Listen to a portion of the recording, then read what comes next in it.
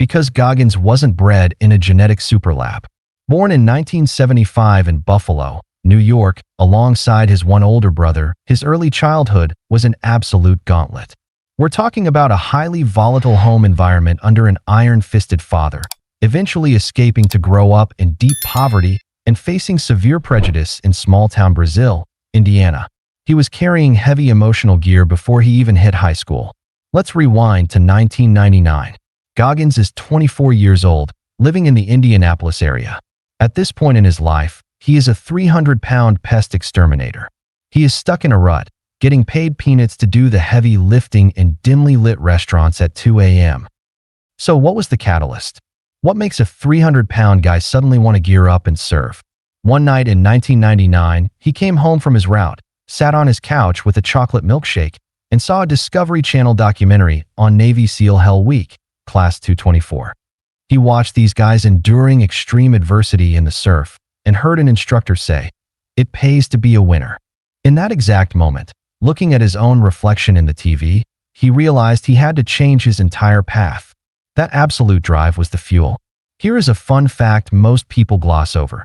To even qualify for the Navy before hitting the strict age cutoff, the 24-year-old Goggins had to drop 106 pounds in less than 3 months.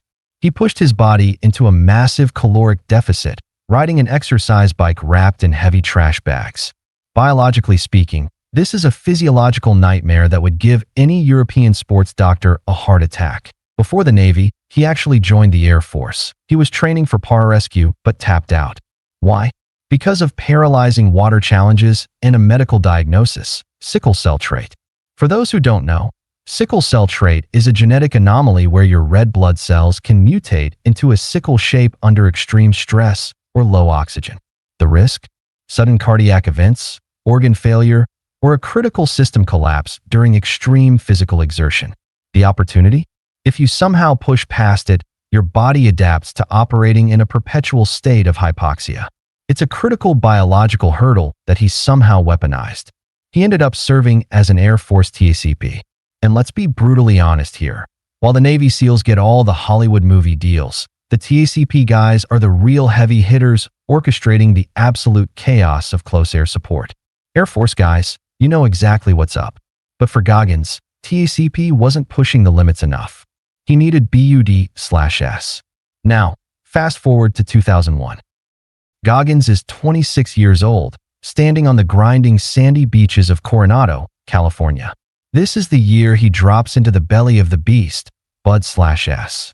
We already established this place has an insane 75 to 80% dropout rate.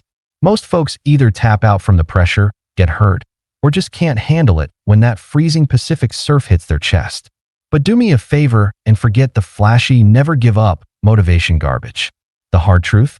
Goggins hates running. He hates the cold. He hates the grind. Where's the proof? In his memoir Can't Hurt Me, and explicitly on the Joe Rogan Experience podcast, episode number 1080, he states it point blank. I hate running. I hate biking. I hate swimming. He doesn't do it because he enjoys the runner's high. He does it purely to callous his mind against adversity.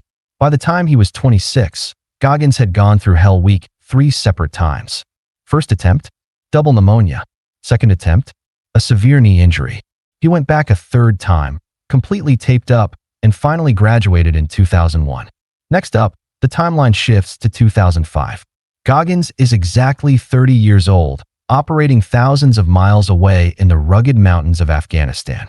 This is when the harsh reality of combat hits. In June 2005, Operation Red Wings goes down, and he loses several close teammates in Afghanistan. Let's pause for a second.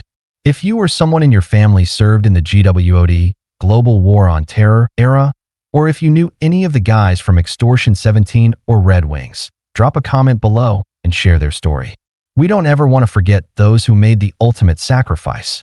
To raise money for the Special Operations Warrior Foundation, the 30-year-old Goggins decides to run the Badwater 135, a 135-mile ultramarathon through the oven of Death Valley, California. During his 100-mile qualifier in San Diego, his body started shutting down around mile 70. His kidneys were failing. He was experiencing severe internal breakdown. He fractured multiple small bones in his feet. He taped his own feet up mid-race just to keep moving. Sliding over to 2010, Goggins is 35 years old, based back in the tactical hubs of Southern California. Let's look at the stats leading up to this point. Deployments: Iraq and Afghanistan. Tactically, Goggins is a physiological anomaly. He didn't just pass BUD/S. He graduated Army Ranger School as top honor man and Air Force TACP training. But in 2010, at 35, doctors found an atrial septal defect, a structural anomaly in his heart. He had been operating at a fraction of a normal human's oxygen capacity for his entire military career, setting records like 4,030 pull-ups in 17 hours. Fast forward to 2018. Goggins is 43 years old, stepping out of the shadows and into the national spotlight in studios across Los Angeles. For most of his career, he was a ghost, a quiet professional known only in the shadowy corners of the spec ops and ultra-running communities. But 2018 was the catalyst that broke the internet. At 43, he released his blockbuster memoir Can't Hurt Me and sat down for a massive interview on the Joe Rogan Experience, episode number 1080. Overnight, this guy transitioned from an elite military asset into a global pop culture juggernaut. Millions of people suddenly heard his story. This is the exact year he became the impossible standard. The viral memes of him running, the "who's gonna carry the boats" phenomenon, it all exploded right here. Last, but definitely not least, let's look at the present day. The guy is pushing 50. So where is he now? Today, Goggins is posted up out west in the remote forest doing the dirty work as a wildland smoke jumper. Still running, still completely locked in, still looking to get into the mix. Now, let's look down the road to age 65. As an analyst, I gotta call it. Biology always collects its debts. We're looking at a chassis facing double knee replacements and blown out hips. You just can't outrun physics forever. And this is where the community completely splits. On one hand, the purists defend that ultimate American spirit. They argue that refusing to tap out and relying on that brute force, embrace the suck mentality builds absolute beasts.